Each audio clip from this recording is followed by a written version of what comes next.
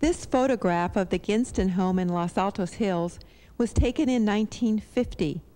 Architect Joseph Stein, who became very well known for the international style, designed this home.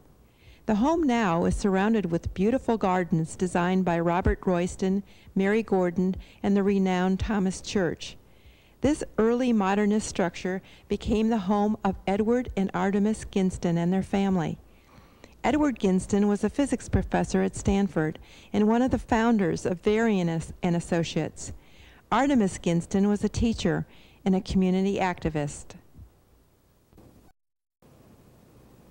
Hello, I'm Nan Geschke, your host of the Los Altos History Show. Tonight we have as our guests Nancy and Ann Ginzton, the daughters of Edward and Artemus Ginzton. Welcome, Nancy and Ann. Thanks so much for joining us tonight. Thank you for having us. Yeah. Well, Nancy was able to share with me a book that your father wrote, autobiography, I guess along with one of you.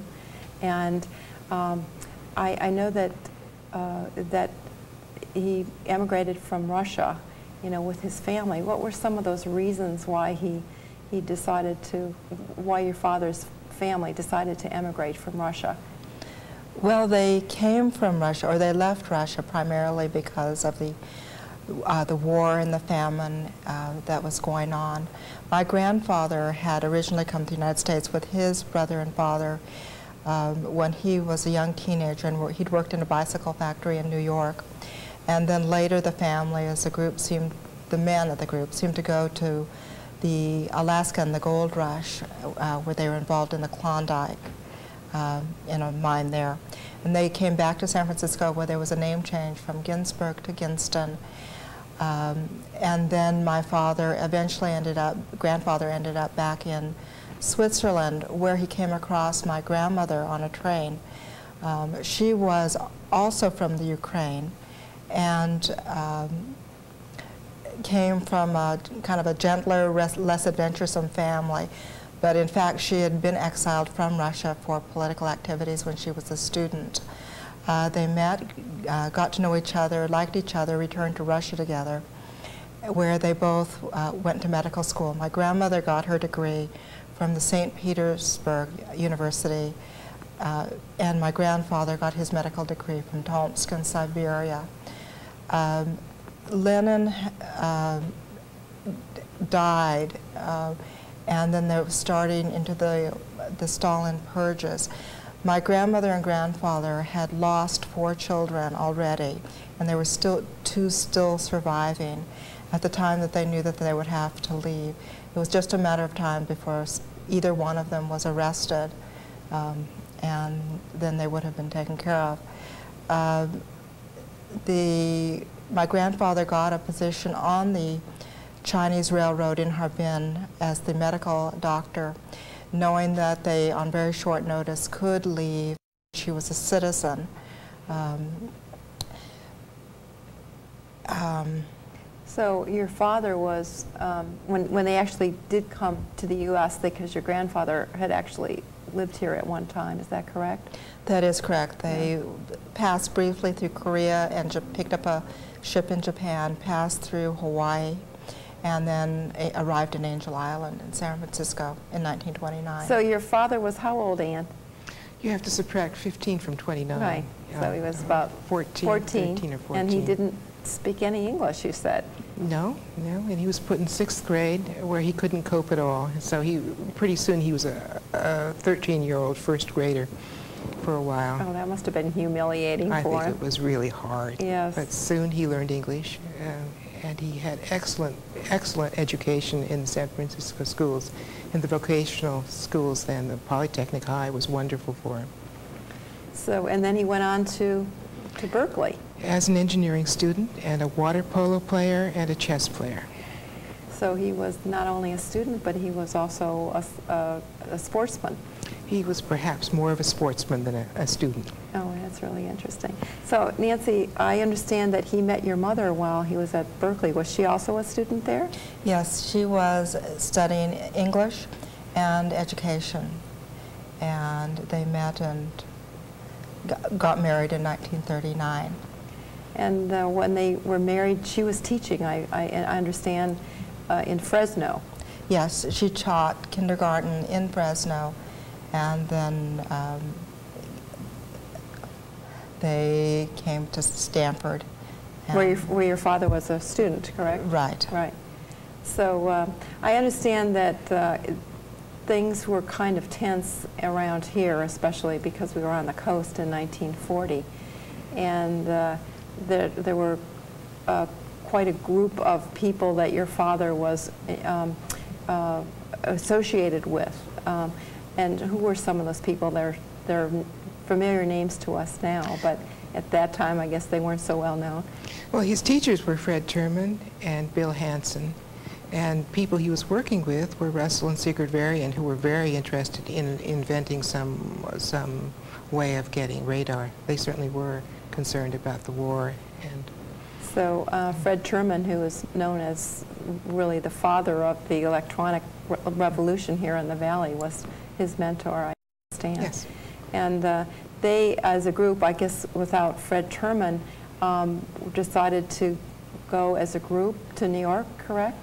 Yes, it was at the beginning of the war, and they were, instead of being drafted into the Army or Navy, the regular services, they were told to do research. And they were invited by Sperry Gyroscope to work in New York as a group, and they went as a group and worked as a group there. And they also not only worked as a group, but they also lived as a group, or at least your parents lived with the Varians, didn't they? And who were very good friends? Yes, they were very good friends all their lives, and they did live together. They thought of themselves as modern people, and they arranged each woman would have one day a week free of housework to play, go to New York City. And you were born there, correct? I was born there. So Anne was born in New York, and your brother? Leonard. Leonard, okay. So the women would actually have a day off, which is, kind of a co-op daycare, or, kind of ahead of their time in those days, in the 40s. Yes, it was a communal household. Uh-huh. So after the war, what happened? Well, towards the end of the war, there had been discussion among Russ and Sig and my father about possibly starting a company named Varian Associates in California. They were all Californians at heart, and they were hoping to return.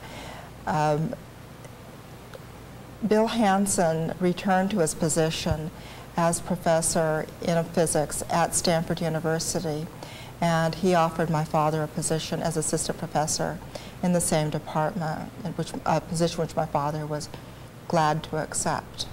So he became a professor of physics at Stanford, but he also is known as one of the founders of Varian Associates. Isn't that correct, Anne?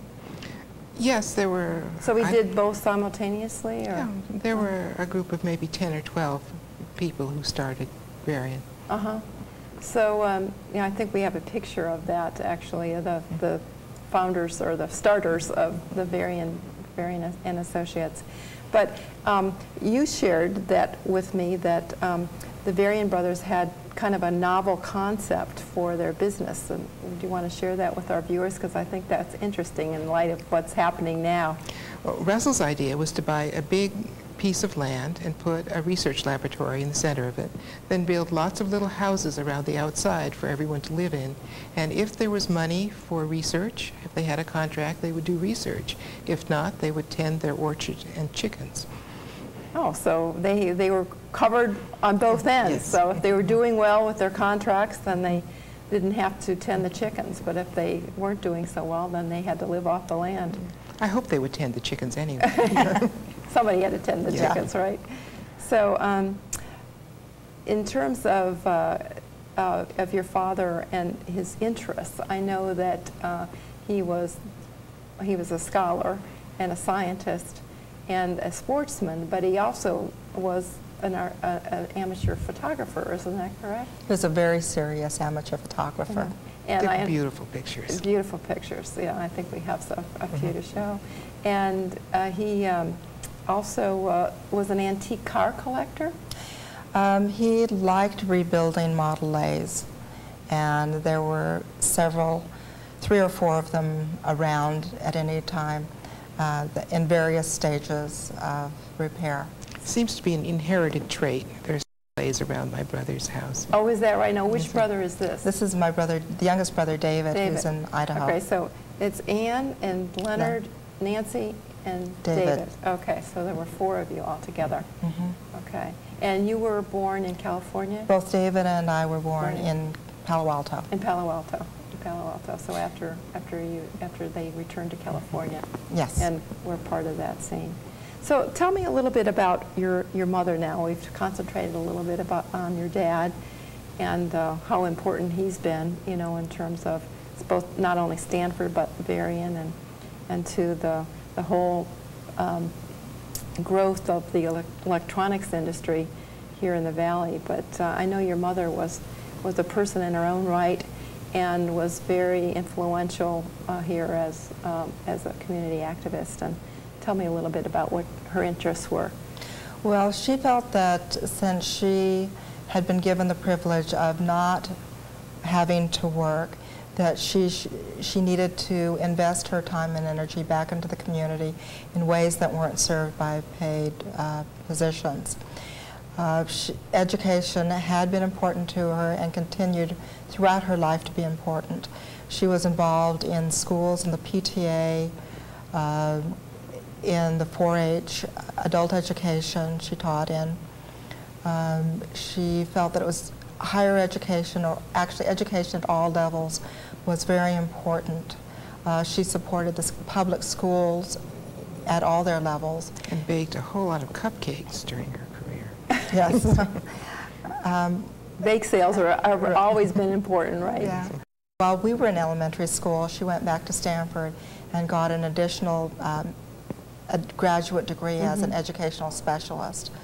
By the time we were out of school, she was heading back towards earlier interest.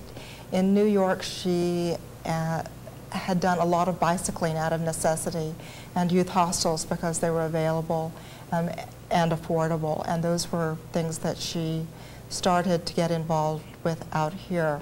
At first it was Los Altos Hills and the Trails and Pathway Committees, and then the surrounding areas, then the Santa Clara County, and then the state. So she had a lot of interest, and I understand that she was a voracious reader. She certainly was. She not only read standard good literature and theater, but she, in her library, had real collections of books on economics, race relations, histories, biographies. She was very widely read. Widely read woman. Absolutely. Now I understand, Ann, that some of your parents' friends are legends now. You know, for example, the Packards, I know, were friends of your family, David and Lucille Packard, and also the Stagners were neighbors, and of course the Varians too, who were, you know, business co-founders and so forth. Did you have that feeling that you were in the company of greatness as kids, or how did that all settle out? Well, it was sparsely settled, the hills in those Yeah. days. Neighbors were sort of few and far between, and there were a whole lot of legends. There was, I felt surrounded by legends. There was Martha Minnick. I don't know whether you remember Martha Minnick. Cy Abrams. Many colorful characters. So they were just a part of your life then. Now I understand both of your parents were very politically active. I think they could probably best be described as liberal, lifelong liberal Democrats. With lots of capitals in there. Yes. They believed in cluster housing, which doesn't exactly fit into Los Altos Hills Scheme of things now. absolutely, or then. And they believed in supporting living artists, education. So really just, and were they active in the Democratic Party? They Slightly, huh? were in New York. I think out here it was less Democratic Party than the activities that they believed in. Now I know that your home, that the family home that we featured at the beginning of the show, and was designed and architected by Joseph Allen Stein, and I believe he was also became a friend and was a friend to the family. And what was he like? He's internationally known as a modernist. He was a wonderful man, very gallant, wonderfully polite, very kind. And he gave us his dog when he left the United States. A beautiful collie. And he left behind his drafting table, which we used as our dining room table for many years. Oh, your dining room table? Yes, it was. Oh, interesting. So when he went to India, he left his drafting table? And his collie. He left his practice completely. So how much, how many designs were there before the actual home was finalized? Did your parents ever talk about that? Several iterations. There were several iterations. They joked that the only thing that they hadn't seen was a two-story house. And it's not 2 stories. No. Yeah. Well, believe it or not, time is up, and I want to thank you so much for joining us tonight and talking a little bit about your parents, Edward, and your mother, Artemis, a little bit about their life and their importance to us and in the history of Los Altos. And Nancy and Ann have been kind enough to invite me. I think Nancy's going to be giving us a tour through the home, and I hope you stay tuned for that interview. So thanks for joining us tonight, and keep tuned, because we're going to see that beautiful home. Thanks again. Thank you. Pleasure. Let's roll that tape.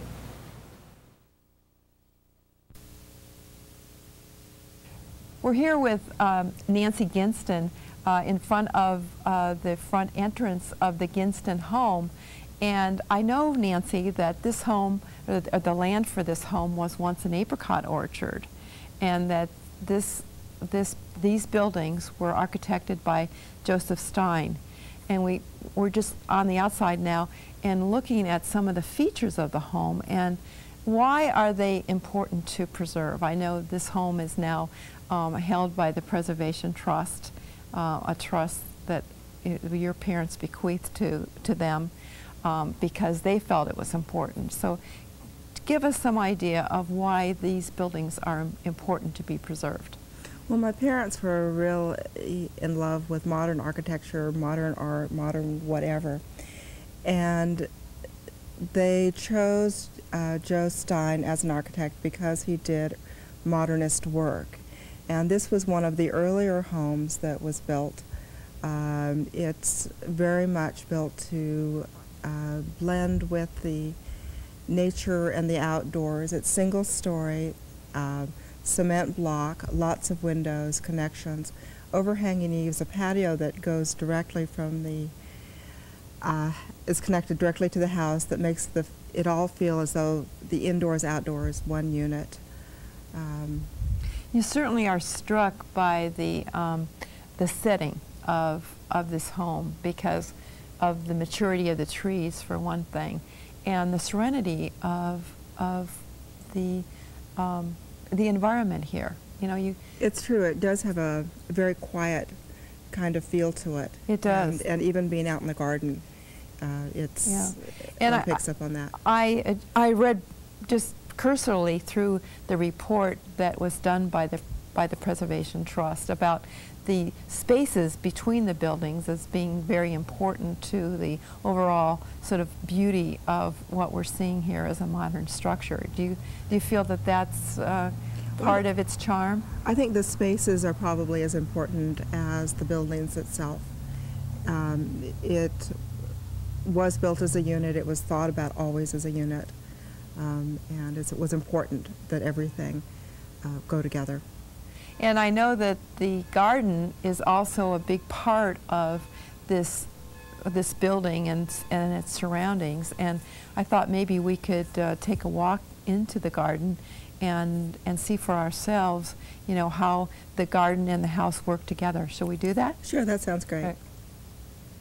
We're standing here in the garden of the Ginzton home, and Nancy, I'm struck with the majesty and the beauty of the trees that are here. It looks like a lot of them have been here for a long time. Were they part of the property or part of the original landscape architect's plan? Tell us a little bit about this garden. Well, the garden and the house were carved out of an apricot orchard, so everything you see, my parents are responsible for. The elm trees are part of the original Royston garden and used to blow over in the winters with every severe storm, and spent a good part of their youth propped up. The oak tree and the ginkgo came a little bit later, and they were originally part of, in among a hedge, as a lasma hedge.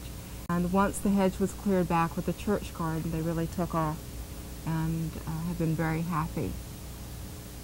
And I know that there are some sculptures on the other side of the garden. And who are those sculptures? You know, I know your brother is a sculptor. Are they his? No, these were actually done by a woman artist by the name of Florence Swift. And I believe that she may be a San Francisco artist. She's certainly within the Bay Area. My mother had seen her work, and was interested in having some, and in fact the fence was designed specifically for the pieces. Mm-hmm. So Royston actually designed the original garden, and then Thomas Church did an additional garden, or came in and changed some parts of the garden? He changed a number of parts. He did an overlay.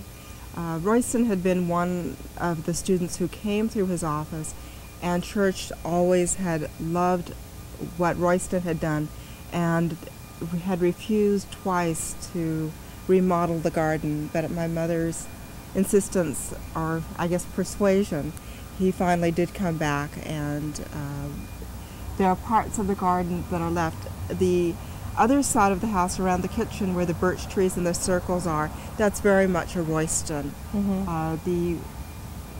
The field stonework and this patio design and the pathways that go around, those are Churches.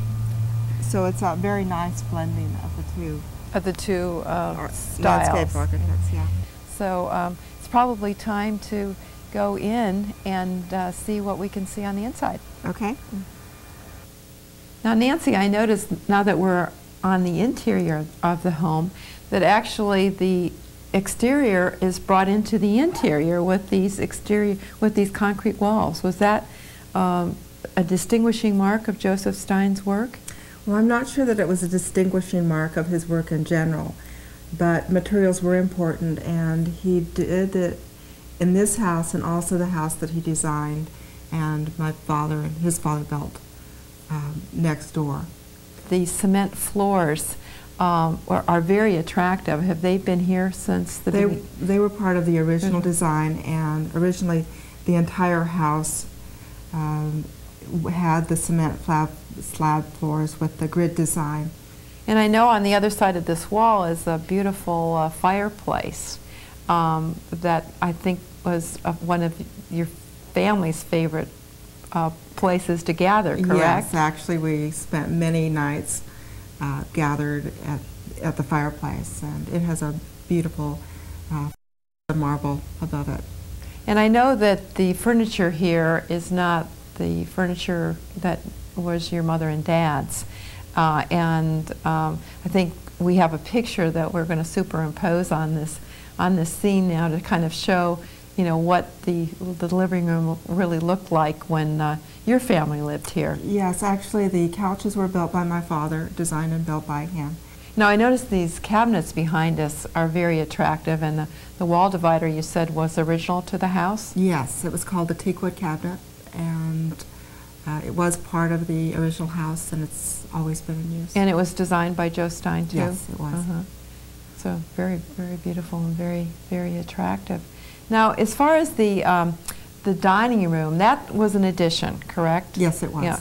And that was done in what, the late 50s or early 60s? I believe it was done in either 1959, no, probably around 1959, 61, somewhere in that area. And the very attractive part of the dining room, do you feel enveloped by the environment around it, the outdoor garden.